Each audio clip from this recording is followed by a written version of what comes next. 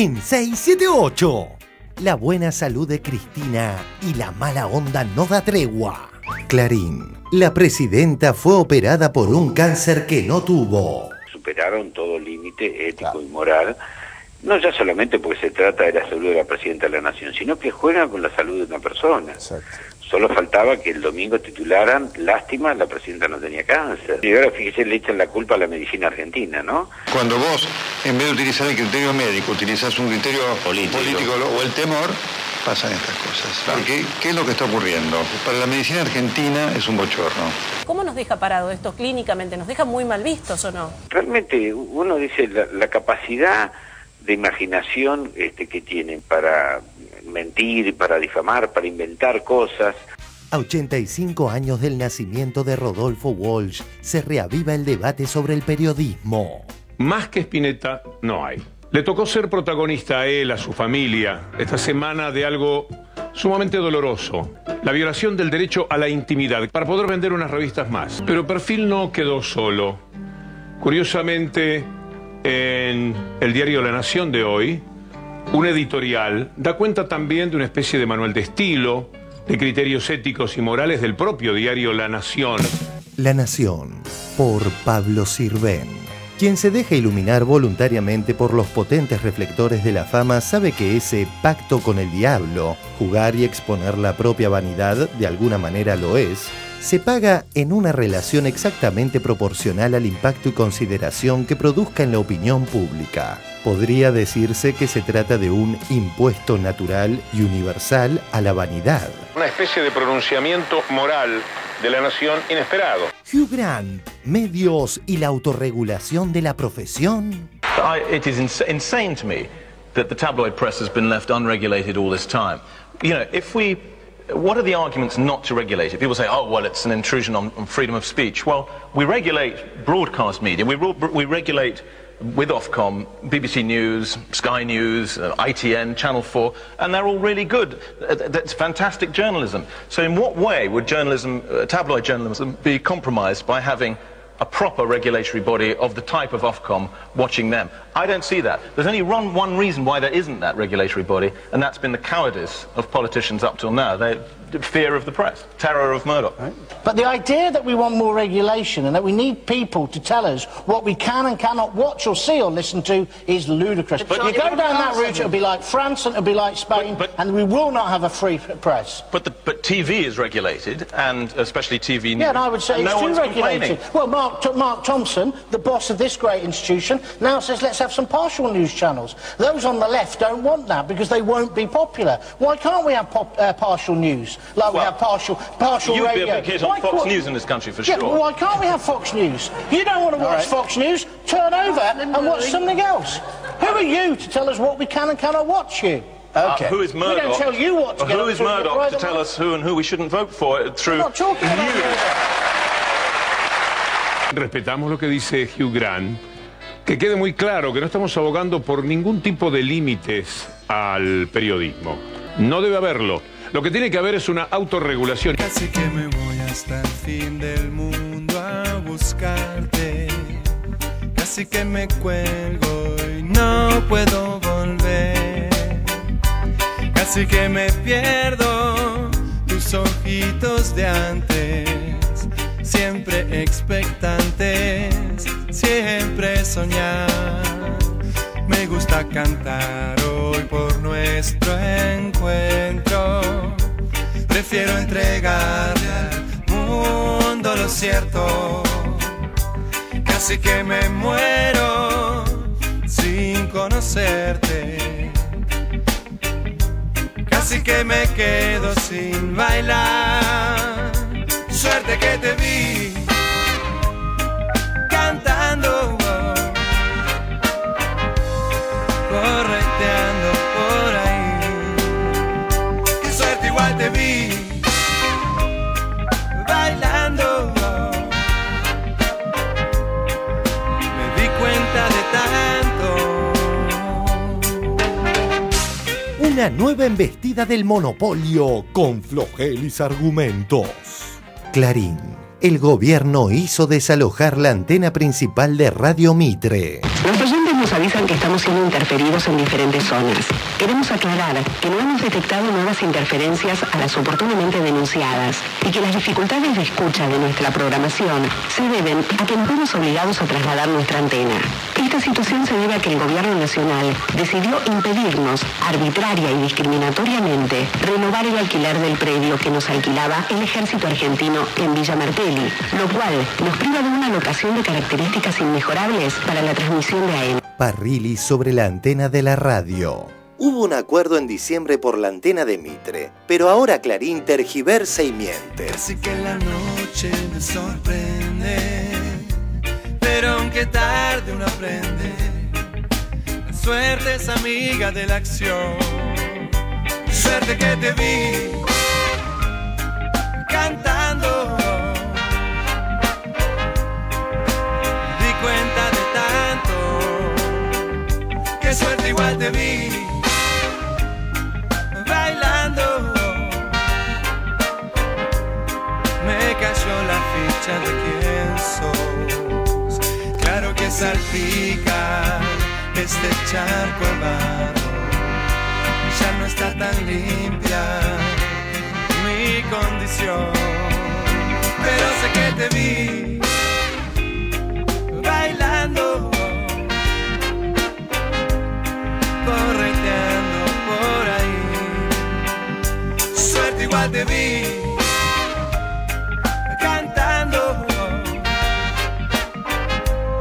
me cayó la ficha de quién sos. Arranca 678. Multiplicar es la tarea. Pero tampoco para tanto, che. En vez de discutir con un gremio normas de trabajo y aumentos salariales, van a tener que discutir con 6 o 7 u 8 gremios, Qué suerte que te vi.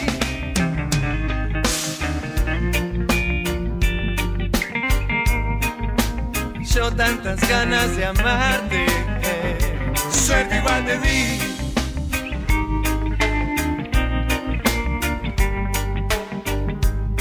Me cayó la ficha de quién sos.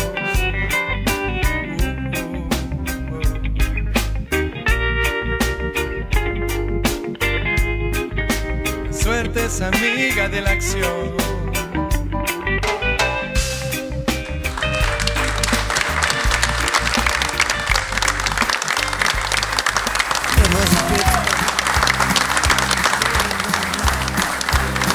Muy buenas noches.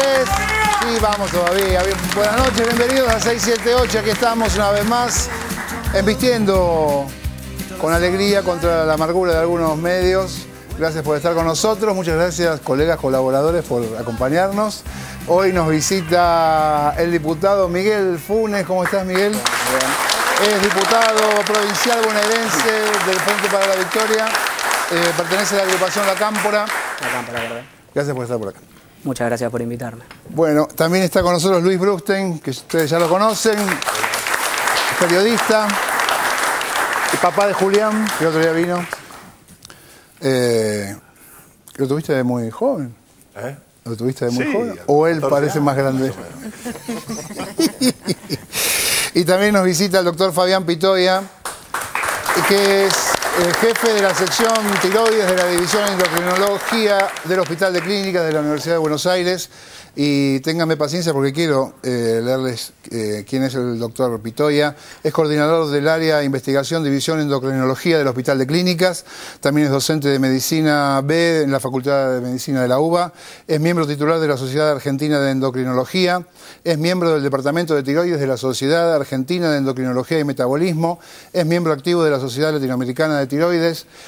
Entre el año 2007 y 2009 fue miembro de la Comisión Directiva de la Sociedad Latinoamericana de Tiroides, miembro de la Comisión Directiva de la Sociedad Argentina de Endocrinología y Metabolismo, miembro de la Endocrine Society, miembro correspondiente de la American Thyroid Association, supongo, médico asesor de la Asociación de Pacientes con Cáncer de Tiroides de la República Argentina, revisor de artículos de las siguientes revistas: Metabolism, Endocrine, disculpen mi inglés es tremendo, Medical Science Monitor, Archives of Medical Research y del Journal de, no sé, European Journal of Surgical... ¿Usted se Me larga la tarjeta, ¿no? Sabe, de tiroides sabe. The Journal of the European Society of Surgical Oncology and the British Association of Surgical Oncology. 125 publicaciones sobre el tema. Tienen mejor completo ustedes que yo el currículum. Bueno, me lo he buscado para... Nada, de tiroides sabe bastante. Lo tendrán que decir mis pacientes y ustedes, tal vez. Ok, una sola pregunta. ¿Las glándulas peronistas funcionan igual que las glándulas que no son peronistas? Calculo que sí, por supuesto. Está Son bien. iguales. Exactamente igual. Con esta respuesta nos vamos a ver el primer informe. La presidenta se sigue recuperando y siguen las malas intenciones. Lo vemos. La presidenta se sigue recuperando y siguen las malas intenciones. Así es. Ayer veíamos cómo Clarín en su portada, con una clara mala intención, intentaba generar la sensación de que se inventó lo del cáncer para después desmentirlo. Me parece que es muy bueno que lo sepamos y no se entiende demasiado por qué lloran por los rincones algunos diarios este fin de semana. Uno llegó a titular, al final no era cáncer.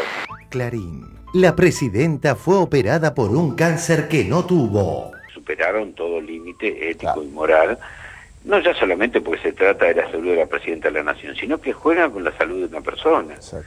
Solo faltaba que el domingo titularan, lástima, la presidenta no tenía cáncer. Vamos a hablar con el doctor Marcos Avalovich. Doctor, queremos preguntarle si a usted le sorprendió este cambio en el diagnóstico. Sabemos que en un porcentaje pequeño de casos puede existir lo que se llama falsos positivos en el resultado de la punción. Justo tuvo esa situación de que entró en ese bajo porcentaje de casos en que no corresponde al carcinoma papilar finalmente. ¿Falló algo para usted, doctor? ¿Falló algo? No, yo creo que no falló nada. El hecho médico es el único que yo puedo evaluar y el hecho médico fue técnicamente bien realizado y bien informado. Claro. Ha sido como una especie de papelón mundial, porque en todos los medios tuvieron que decir después, leíamos la tapa de todos los diarios en el mundo, no era cáncer finalmente. ¿Cómo nos deja parado esto clínicamente? ¿Nos deja muy mal vistos o no? Es difícil responderte esa pregunta y no la voy a responder al aire. Para un futuro sería bueno saber qué hay que hacer en estos casos, porque el gobierno salió a anunciar un carcinoma con esta expresión, así tal cual, y tal vez dejando abierta esta posibilidad de un falso positivo, de alguna manera nos hubiéramos resguardado. ¿Habría que haber hecho esto? ¿Se debería haber dicho, ojo que existe la posibilidad de que no sea? Yo cuando tengo un paciente con un diagnóstico de carcinoma papilar, pocas veces le digo al paciente que usted tiene la chance de que caiga dentro de ese 1%, porque la verdad es que es poco probable que ocurra. Entonces, realmente crear una falsa expectativa en el paciente para mí no tiene demasiado sentido. Entonces, esperamos el resultado. Si realmente después viene bien, bueno, festejaremos todos juntos con una copa de champán. Hubo sectores de odio que pintaron viva el cáncer en la Argentina, claro. Ahora faltaba solamente eso y hoy lo vuelven a insistir. Clarín. El gobierno admite que el diagnóstico estaba equivocado. Yo creo que están sobrepasando y a mí me parece que es producto, bueno, no digamos de la sinrazón que tienen, la locura del señor Mañeto y de todo su grupo y sus satélites mediáticos, ¿no? Que salen como loritos a repetir la línea editorial de ellos y las cosas de ellos. Y ahora, fíjese, le echan la culpa a la medicina argentina, ¿no? Cuando vos, en vez de utilizar el criterio médico, utilizás un criterio político o el temor, pasan estas cosas. Porque, ¿qué es lo que está ocurriendo? Para la medicina argentina es un bochorno. ¿Cómo nos deja parado esto clínicamente? ¿Nos deja muy mal vistos o no? Realmente, uno dice, la capacidad de imaginación que tienen para mentir, para difamar, para inventar cosas. Bueno, solamente eso, creo que ya la sociedad se está dando cuenta que y están pasando el límite absolutamente de todo lo posible y lo que una sociedad puede soportar en cuanto a mentira y en cuanto a difamación, ¿no? Recién vimos cómo hoy el matutino de Mañeto siguió en la misma dirección. Pero es curioso que hasta su socio, el diario La Nación, haya titulado de manera contraria. La Nación. Negó la Casa Rosada errores en el tratamiento de la presidenta. Clarín. El gobierno admite que el diagnóstico estaba equivocado.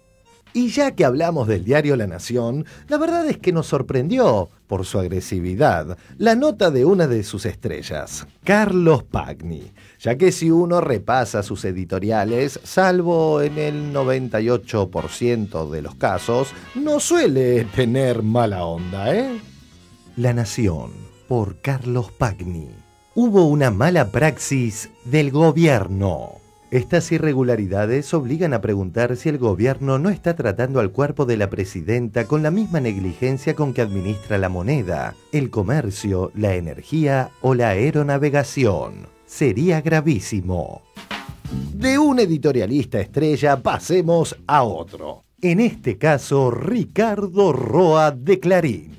Ayer veíamos cómo él era desmentido hasta por su propio diario. Clarín, por Ricardo Roa. Deberá vivir sin la glándula tiroides que quizá podría haber conservado. Sufrió probablemente una mutilación innecesaria. Para decirlo en pocas palabras, si es negativo un adenoma, no hay bisturí. Clarín.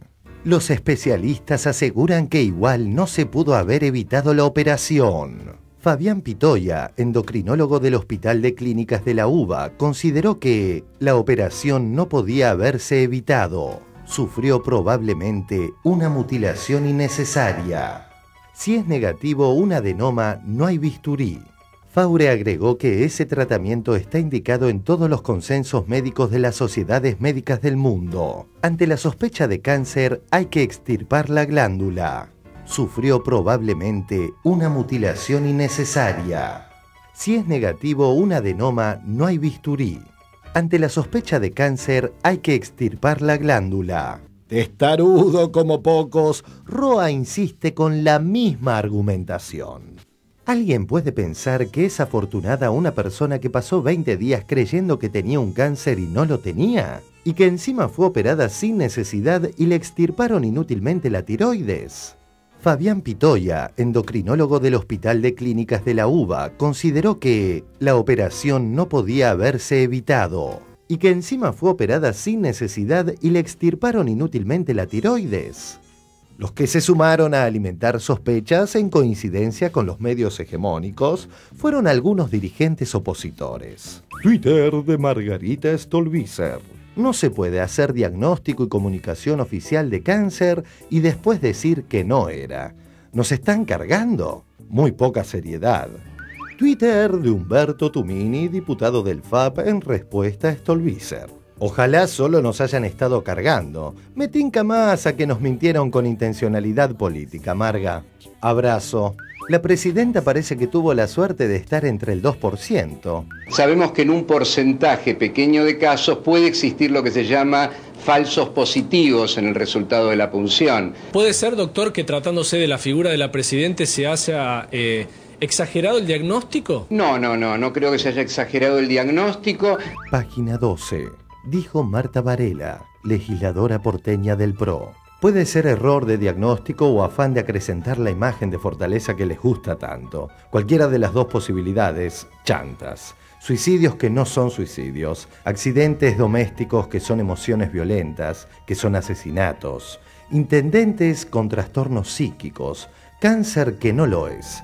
El modelo se basa en el engaño. Sabemos que en un porcentaje pequeño de casos puede existir lo que se llama falsos positivos en el resultado de la punción. No creo que se haya exagerado el diagnóstico. Dijo Diego Kravetz, ex legislador porteño. No entiendo a los que putean porque CFK no tiene cáncer. Si la noticia es distinta a la original, mucho mejor, por suerte. Hagan política con otra cosa. Doctor Vila, teniendo en cuenta además que usted es médico, queríamos preguntarle qué opinión tiene y cómo tomó este giro en el diagnóstico de la presidenta y qué le parece. Bueno, la verdad que nos sorprende enormemente, ¿no? Alimenta siempre esa base de no creer que hay en la sociedad argentina, ¿no? Lamentablemente. ¿Qué quiere decir con esto? Con esto, porque puede surgir una situación tan dispar, con un diagnóstico primero positivo y después un diagnóstico negativo. La verdad que se genera todo dentro de un marco de sospecha que verdaderamente nos preocupa, ¿no? La verdad que se genera todo dentro de un marco de sospecha que verdaderamente nos preocupa, ¿no? Sabemos que en un porcentaje pequeño de casos puede existir lo que se llama falsos positivos en el resultado de la punción. No creo que se haya exagerado el diagnóstico. La verdad que se genera todo dentro de un marco de sospecha que verdaderamente nos preocupa, ¿no? Uno siempre sospechó de la condición de socialista del doctor Wiener. Empieza a sospechar de la condición de médico realmente. Y además, cómo toda esta gente que se dedica a hacer operaciones todo el tiempo van a pensar que una operación es inevitable, ¿no? Si ellos saben que toda operación es inevitable con la pavada mayor, realmente es impresentable, da vergüenza ajena. Hoy el doctor Wiener, quien quizás se dio cuenta de su exabrupto, intentó bajar los decibeles tras sus dichos de ayer. Yo veía mucha gente como indignada, ¿no? Con esto de la información. Dijeron una cosa, después otra. Hasta muchos sospechaban alguna operación política detrás de todo esto. ¿Cuál es su opinión, Hermes? No, por supuesto que no. No. Si ha tenido tanta claridad en el diagnóstico que se hizo en el anuncio, me parece que no hay sospechas alrededor de que pueda ocurrir una situación pensada para lograr tal fin. La verdad que se genera todo dentro de un marco de sospecha que verdaderamente nos preocupa, ¿no? Me parece que no hay sospechas alrededor de que pueda ocurrir una situación pensada para lograr tal fin. Pasemos del doctor Wiener al doctor Castro, quien cuando se conoció la noticia de la enfermedad de Cristina, volvió a recurrir en uno de sus temas favoritos, relacionar cualquier tipo de enfermedad al poder político. Twitter de Lucas Carrasco. ¿Cómo que Cristina no tenía cáncer? Entonces, ¿no eran científicas las opiniones de Nelson Castro? La Nación. Por Nelson Castro. El poder enferma o la enfermedad del poder. Esta circunstancia pone de manifiesto una vez más la asociación muy fuerte que existe entre poder y enfermedad. También hay un componente personal de la familia Kirchner sobre el que hay que reflexionar. Dado lo que ya pasó con Néstor Kirchner, hay una saga que se abate sobre esta familia, que es un dato que impacta aún más. Uno transcurre la lectura de esa columna y la verdad que se siente mal. La situación es bastante angustiante. Este tipo de asociaciones, estos juegos a los que nos lanzamos, para que de todas maneras haya solapadamente una crítica, esto le pasa porque quiere todo el poder, porque es una loca del poder. ¿Qué sé yo? A mí me parece que esto le debe haber sucedido a millones de personas que no han tenido ni el mínimo poder en su vida. Es una falta de respeto, esta cosa arrevesada, intencionada mal. Es un cáncer. La verdad que es hasta escandaloso leer este tipo de opiniones que se suceden sobre el relato de la noticia de la enfermedad de la presidenta. Y hoy el doctor incurrió en algunos dichos que por lo menos son graciosos. Este hecho que yo he contado con todo detalle y creo que debo ser uno de los pocos que tiene el detalle de lo que pasó. Yo sé lo que pasó en ese quirófano. Yo sé lo que pasó en ese quirófano. Yo sé lo que pasó en ese quirófano. Y sabemos si esto sucede con una paciente de tanta importancia como es la presidenta de la Nación, ¿qué puede suceder con un paciente en un hospital público? ¿Qué puede suceder con un paciente en un hospital público? Porque esto que está generando, Gonzalo, y esto es lo que está pasando hoy en los hospitales. Hoy mucha gente que tiene que hacerse biopsia está dudando, y este también es un efecto colateral. Hoy mucha gente que tiene que hacerse biopsia está dudando, y este también es un efecto colateral.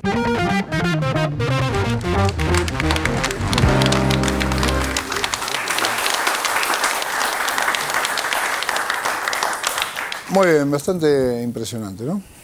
Doctor Pitoia, ¿no me haría la secuencia desde que se descubre algo anormal en la tiroides hasta hoy? ¿Cómo es esa historia? En realidad todo depende de qué vamos a descubrir anormal, digamos, porque si uno parte del diagnóstico anormal de un carcinoma papilar y uno confía en su citólogo, la secuencia que sigue es obviamente plantear el tratamiento quirúrgico.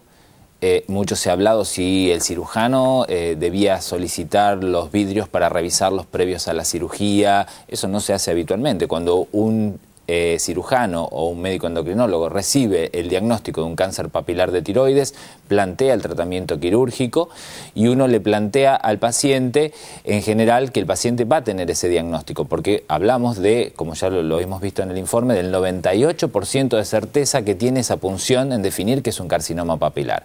O sea que ese es el seguimiento habitual que uno hace ante ese diagnóstico. Pero la punción puede arrojar varios resultados que pueden llevar a un tratamiento quirúrgico. Lo que corresponde corresponde a un adenoma folicular en una punción, es decir, el diagnóstico final que se brindó en la anatomía patológica actualmente, lo que corresponde en una punción aspirativa es lo que se llama neoplasia folicular. Cuando el patólogo o el citólogo informa neoplasia folicular, nosotros no podemos determinar si ese nódulo es benigno o es maligno. A ver si entiendo. O sea que hay algo anormal. Las células de las tiroides de la presidenta no eran las células de una tiroides sana. Exactamente, por lo que se leyó en el informe de citología, eran células que tenían alguna alteración patológica. Porque la citología, a ver, para decirlo como lo entiendo yo, ve más o menos la forma de la célula, no se mete dentro de la célula. Citología. La citología, con lo cual tiene un informe que tiene que ver con la... No. La citología ve dentro de la célula, ve el núcleo, ve la composición de esa célula, ve si hay muchas más células de las que tendría que haber, si están formando algunas estructuras especiales, etcétera, etcétera. Algunas de esas estructuras especiales que aparecieron en esa citología llevaron a pensar al citólogo que esto se trataba de un carcinoma papilar. Pero no eran células que estaban bien, no están bien. Eran células que estaban patológicas. O sea que es muy difícil explicar esto a la comunidad porque son términos tan específicos dentro de la medicina, pero yo hago siempre esta analogía volviendo hacia atrás, es decir, si uno tiene un adenoma folicular y va hacia atrás, ¿qué hubiera encontrado en la citología si uno tiene un adenoma folicular? Que es el diagnóstico definitivo que tuvo en la anatomía patológica. Hubiera encontrado algo que se denomina como proliferación folicular. ¿Y qué hacemos los endocrinólogos cuando recibimos ese informe? Es indicarle la tiroidectomía igual al paciente. O sea, lo que cambia es el impacto que tiene esta situación. Es decir, no es lo mismo que yo le diga a un paciente que tiene una probabilidad de tener un tumor maligno cuando tiene una neoplasia o una proliferación folicular, que es alrededor del 20 al 30% de que eso sea maligno, a que si yo le digo, usted tiene un carcinoma papilar, cuya la probabilidad de ser maligno se alcanza al 98%. O sea, son dos situaciones, pero por eso yo en la nota de Clarín hablo de que la indicación quirúrgica probablemente hubiera sido la misma. El impacto a nivel nacional, el impacto a nivel psicológico en el paciente, obviamente que hubiera sido diferente. Y estas objeciones que hacen algunos de, bueno, ¿por qué no hicieron el estudio otras veces, más veces, o yo qué sé, ¿eso tiene algún sentido? No, yo al menos en mi caso no. Yo sí tengo un citólogo que confío, que supongo, digamos, esta fue una situación que en teoría debía ser así, yo no le pido a mi citólogo que me confirme el diagnóstico, porque yo trabajo con él y sé quién es él y estoy acostumbrado a recibir los informes de él. Y si me dice que es un carcinoma papilar, no lo pongo en duda. Planteo el tratamiento quirúrgico en ese paciente y ya he dicho en varios medios que en realidad es bastante poco frecuente encontrarlo. O sea, desde en el Hospital de Clínicas nosotros no tenemos en nuestros registros, en nuestras bases de datos, una situación similar. Ahora, doctor, si el diagnóstico fuera por parte del citólogo de un adenoma folicular, ¿también la intervención quirúrgica para la extracción de la glándula sería lo que correspondería? Vuelvo hacia atrás. Nunca el citólogo puede dar diagnóstico de adenoma folicular. Él lo que dice es que ve muchas células y eso se llama proliferación folicular.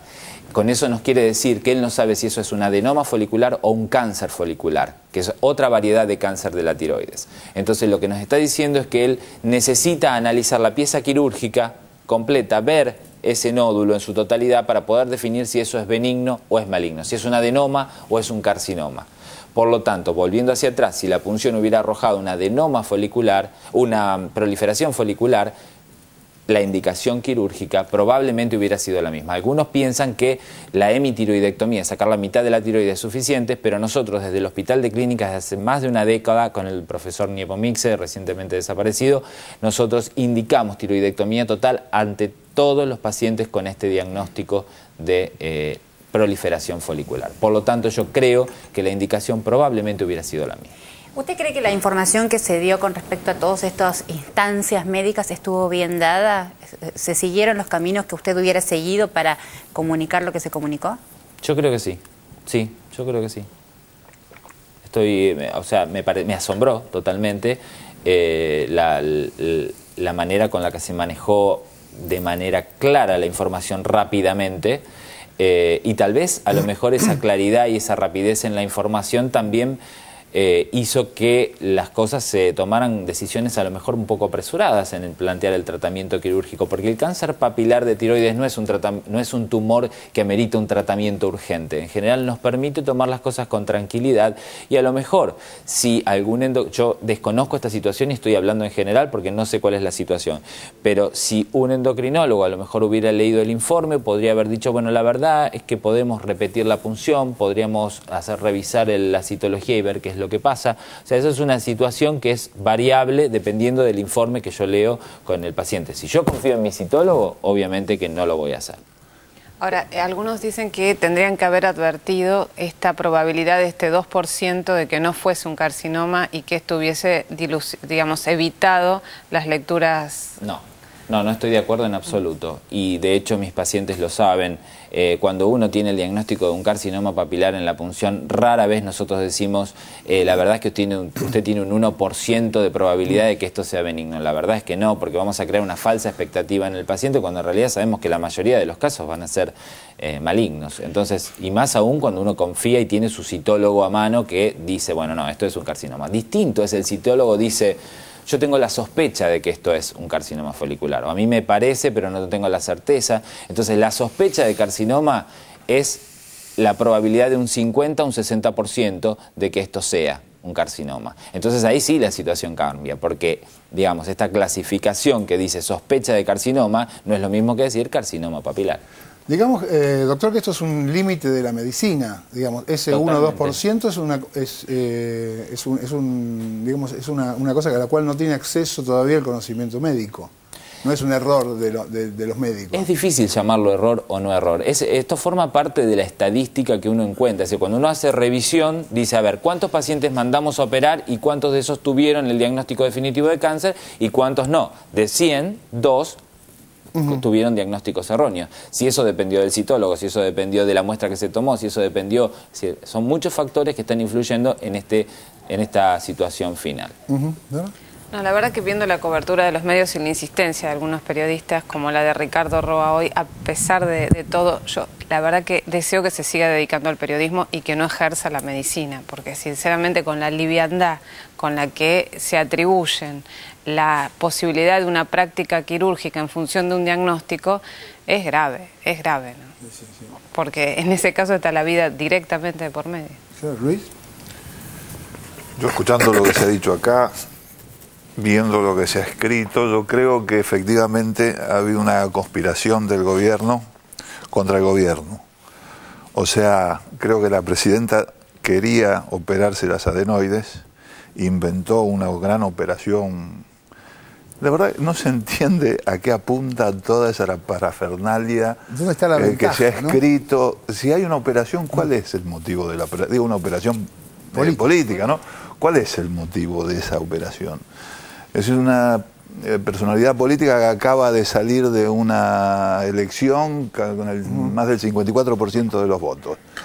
Que todavía las encuestas, los sondeos de opinión pública no muestran que haya bajado en la opinión pública la imagen de la presidenta. ¿Qué sentido tiene hacer todo esto?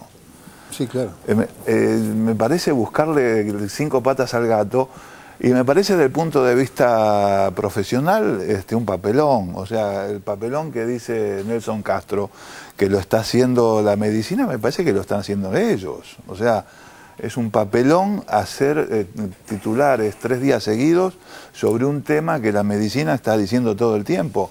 Había un 98% de posibilidad de que fuera un cáncer, se dijo entonces que era así. Había un 2% que no lo fuera, la operaron y fue ese 2%. ¿Qué problema?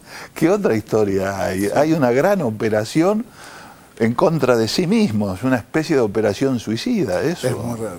Doctor, usted como experto, acabamos de ver que se ha dedicado a esto y tiene una participación en otros países y en un montón de foros al respecto de esta cosa específica de las tiroides. ¿Cómo se siente con este torbellino que se armó en los medios y con esta manipulación de este caso? Difícil. En realidad, justamente, esa fue una de mis dudas al venir también aquí, porque yo pensaba, digo, ya está. ya es suficiente de la exposición de todos nosotros como endocrinólogos en esta situación, que ya no se trata de algo médico solamente. Acá hay una mezcla de una situación política en el medio en donde vamos a quedar inmersos nosotros como médicos. Entonces la verdad es que me pareció coherente venir a 678 también como para dar una imagen de la verdadera historia de la medicina, que tiene que ver con el no compromiso con ninguna de las situaciones políticas. Nosotros no estamos hablando ni a favor ni en contra, hablamos de la situación médica, hablamos de lo que implica el diagnóstico de la situación que ocurrió y de qué es lo que pasa con un paciente. Pero desde el punto de vista político, esto yo no tengo ningún tipo de opinión al respecto a esto, ni voy a emitirla tampoco. Miguel. Mira, la realidad es que los militantes políticos ya no nos extraña seguir escuchando a estos profetas del odio como Pagni, como Roa, como Nelson Castro. La realidad es que cuando anunciaban la enfermedad de la compañera presidenta, primero se preguntaban si tenía metástasis y luego la realidad que ante un falso positivo, que todos estamos entendiendo que forma parte de una estadística de un 2%, se estaban preguntando cómo no tiene cáncer. La realidad es que lo que querían escuchar ellos era otro resultado y nos remonta a la lamentable pérdida del compañero Néstor Kirchner, que ellos creían que perdiéndolo de cuerpo presente a Néstor Kirchner se terminaba este modelo nacional y popular, y lamentablemente para ellos, como se decía recién, la compañera presidenta termina de obtener un 54,11 a nivel nacional. Este modelo va en el camino correcto, vamos a seguir profundizando y trabajando para avanzar día a día, y bueno, creo que tenemos Cristina y presidenta para mucho más tiempo que eso. Dante. Con el falso positivo, el fantasma de Cobos sobrevuela. Sí.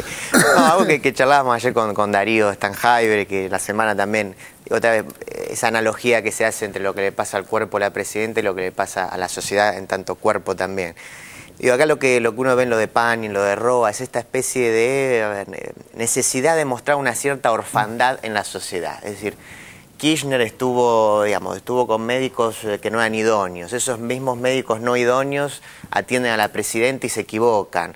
Por lo tanto, hay una mala praxis del gobierno en general, algo que entonces se hace análogo a lo, como decía Pani, ¿no? a cómo el gobierno maneja la economía, cómo el gobierno maneja el INDEC, etcétera, etcétera. O sea que digo, esto vuelve todo el tiempo. Bien, lo vamos a despedir al doctor Pitoia, le agradezco mucho que haya estado aquí. Y al mismo tiempo lamento que haya tenido que estar acá, porque quizá usted no era su idea. No, tiene que ver fundamentalmente con balancear una situación que no quería que quedara de esa manera. Bueno, muchas gracias, muchas gracias por estar acá. Nosotros ahora seguimos con este programa y vamos a ver medios, ética y privacidad. Vemos este informe y lo comentamos. Medios, ética y privacidad. La última semana se abrió nuevamente el apasionante debate sobre la ética periodística a raíz de las fotografías publicadas por la revista Caras de la editorial de Fontevecchia que muestran al flaco Spinetta deteriorado. En sintonía con este accionar, el diario La Nación del día de ayer, a través de Pablo Sirven, sacó una columna siguiendo la lógica del hermanito Sonsón de Mañeto. Más que Spinetta no hay. Le tocó ser protagonista a él, a su familia, esta semana de algo sumamente doloroso. La violación del derecho a la intimidad para poder vender unas revistas más. Un editorial da cuenta también de una especie de manual de estilo, de criterios éticos y morales del propio diario La Nación. La Nación, por Pablo Sirven. Famosos, fotos y enfermedades. Llegar a ser una celebridad tiene infinitas ventajas. Gozar de la estima pública, recibir invitaciones y regalos, la posibilidad de ganar dinero en cantidad, viajar y hasta seducir más. Y una sola contra, sufrir la inhibición de la propia privacidad. Quien se deja iluminar voluntariamente por los potentes reflectores de la fama sabe que ese pacto con el diablo, jugar y exponer la propia vanidad, de alguna manera lo es, se paga en una relación exactamente proporcional al impacto y consideración que produzca en la opinión pública. Podría decirse que se trata de un impuesto natural y universal a la vanidad. Bastante oneroso, por cierto, especialmente cuando las noticias por comunicar o que se pretenden esconder no son las mejores. Ser objeto obsesivo de paparazzis y del fisgoneo constante del público es algo inevitable, más para aquellos que, paradójicamente, mantienen una relación histérica de amor-odio con los medios. Una especie de pronunciamiento moral de la nación inesperado, que confiesa en el todo vale, más o menos la síntesis era: si vos sos famoso, aguantátela. No importa si sos famoso decentemente o sos famoso porque hiciste el lío. Vos sos famoso, tenés que aguantártela. Te pueden hacer cualquier cosa. El testimonio de Esteban McAllister, ex fotógrafo de la editorial de Fontevecchia, revela el accionar poco ético del hermanito Sonsón de Clarín. ¿Cómo fue aquel episodio de hace 15 años que te costó no trabajar más en el periodismo? A ver, yo tenía un acuerdo con Perfil, o sea, iba al programa de Grondona que se emitía los jueves, y el cierre del programa era una charla entre Berbinsky y Grondona. Se queda en el programa el doctor Aullero. Cuando empieza el diálogo entre Grondona y Berbinsky, se cae al piso Aullero. Estábamos 3 fotógrafos presentes. Nosotros pensábamos que tenía un ataque de epilepsia o algo, y lo que acordamos entre nosotros es que cuando se recuperara íbamos a hacer la foto. Y enseguida nos dimos cuenta que no, que era algo mucho más grave. ¿Y qué pasa después? Yo me fui a la editorial y Carlos Lunge me dice: Esteban, menos mal que llegaste. Dice: ¿tenés la foto? No, mira, no la hice. Por cuestiones éticas, se murió delante de la mujer y del hijo. Y me pareció que no era el momento de hacer una foto. Lo primero que me dice es que Fontevecchia tiene la costumbre de tirar por la ventana a las personas que hacen planteos éticos, y él tiene la orden de tirarme por la ventana. En un momento yo le dije: bueno, decime cuál es la diferencia entre tener y no tener la foto. Y él me dijo que la revista hubiese vendido más. Y dije: bueno, no estamos hablando de fotoperiodismo, estamos hablando de dinero. Y él me dijo que a partir de ese momento me iba a tener que dedicar a fotografiar cumpleaños. Retomando nuestra querida sección Aquí, Allá y en Todas Partes, este es un debate que se da a nivel mundial. Como ejemplo de la relación medios y privacidad, veamos el caso del ex primer ministro británico Gordon Brown, víctima del accionar del mañeto anglosajón. I have never talked about my son or wanted to talk about my 2 sons and my late daughter in public. I've always been very reluctant to bring them into the political arena. I've never thought it was right that the private lives of young children who are growing up, who I want to have an ordinary life, should be paraded across the media. Approached by the Sun newspaper, they told me they had this story about Fraser's medical condition, and that they were going to run this story. How did that affect you as a father? In tears. And I just can't understand this. If I, with all the protection and all the defences and all the security that a Chancellor of the Exchequer or a Prime Minister has, is so vulnerable to unscrupulous tactics, unlawful tactics, to methods that are being used in the way that we've found, what about the ordinary citizen? Retomando la pregunta del ex ministro británico, interesantísimo debate reprodujo ayer Víctor Hugo en Bajada de Línea sobre la necesidad de regulación o autorregulación de los medios entre Hugh Grant y el periodista británico Joan Gown. It is insane to me that the tabloid press has been left unregulated all this time. You know, what are the arguments not to regulate it? People say, oh, well, it's an intrusion on freedom of speech. Well, we regulate broadcast media. We regulate with Ofcom, BBC News, Sky News, ITN, Channel 4, and they're all really good. That's fantastic journalism. So in what way would journalism, tabloid journalism, be compromised by having a proper regulatory body of the type of Ofcom watching them? I don't see that. There's only one reason why there isn't that regulatory body, and that's been the cowardice of politicians up till now. Fear of the press, terror of Murdoch. Right? But the idea that we want more regulation and that we need people to tell us what we can and cannot watch or see or listen to is ludicrous. But you go down that route, it'll be like France and it'll be like Spain, and we will not have a free press. But TV is regulated, and especially TV news. Yeah, and I would say it's no too regulated. Well, Mark Thompson, the boss of this great institution, now says let's have some partial news channels. Those on the left don't want that because they won't be popular. Why can't we have partial news? Like we have partial you'd radio. You'd be a big hit on Fox News in this country for sure. Yeah, but why can't we have Fox News? You don't want to watch Fox News? Turn over and watch something else. Who are you to tell us what we can and cannot watch you? Okay. Who is Murdoch? We don't tell you what to get. Who is Murdoch to tell us who and who we shouldn't vote for through? I'm not talking about Aunque respetamos lo que dice Hugh Grant, que quede muy claro que no estamos abogando por ningún tipo de límites al periodismo. No debe haberlo. Lo que tiene que haber es una autorregulación. Y mire qué fácil es. Son 3 o 4 editores, 5, los importantes en la Argentina. Bastaría que ellos se pusiesen de acuerdo, aunque sea consigo mismo, y decir, mi verdadero manual de estilo es este, para que esto no ocurriese. Es una cuestión de autorregulación.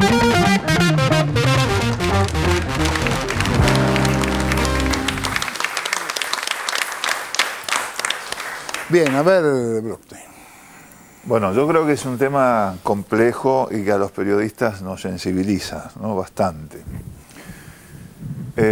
Yo no, cuando se empieza a hablar de ese debate, se dio en un contexto en el cual la gente de Murdoch había hecho intervenciones telefónicas, que es ilegal. O sea, ahí ni siquiera era un problema de regulación, sino un problema legal, o sea, de ley, de delito común. O sea, habían cometido un delito común los periodistas. Aires, que exactamente, parecido al que se hizo acá en el gobierno de la ciudad de Buenos Aires.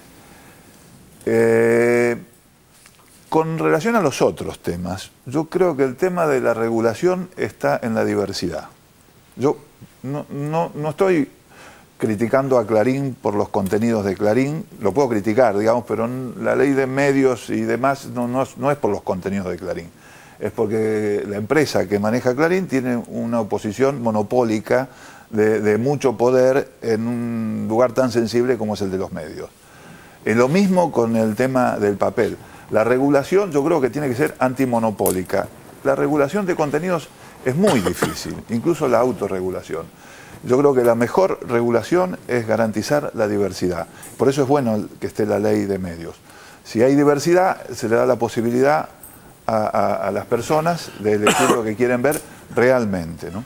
Y al respecto de la declaración de no principios de Sirven, ¿qué te pareció? Yo creo que hay buen periodismo y mal periodismo, y lo que está haciendo Sirven ahí es una reivindicación del mal periodismo. O sea, a mí realmente lo que él justifica en eso no me gusta como periodismo, pero lo acepto que existe y que con eso se generan muchas cosas que tienen que ver con el periodismo. Pero no lo considero como una cosa fuera del periodismo. Creo que es un periodismo malo, amarillo. Y creo que las sociedades tienen que aprender, tienen que hacer un proceso, digamos, de ser selectivos en el tipo de información que van recibiendo, y en ese sentido es tan importante que haya diversidad en estos temas, ¿no?